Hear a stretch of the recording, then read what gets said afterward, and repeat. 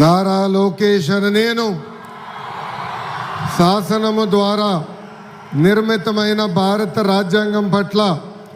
నిజమైన విశ్వాసం విధేయత చూపుతానని, భారతదేశ సార్వభౌమ అధికారాన్ని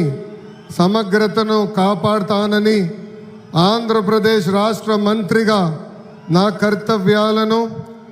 శ్రద్ధతో అంతర్గత శుద్ధితో నిర్వహిస్తానని, భయం కానీ పక్షపాతం కానీ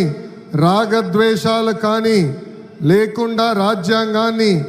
శాసనాలు అనుసరించి ప్రజలందరికీ న్యాయం చేకూరుస్తానని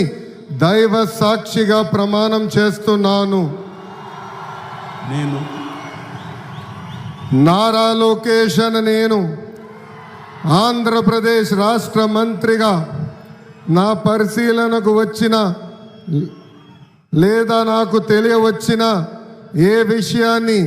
నా కర్తవ్యాలను సక్రమంగా నిర్వహించేందుకు అవసరమైన మేరకు తప్ప ప్రత్యక్షంగా కానీ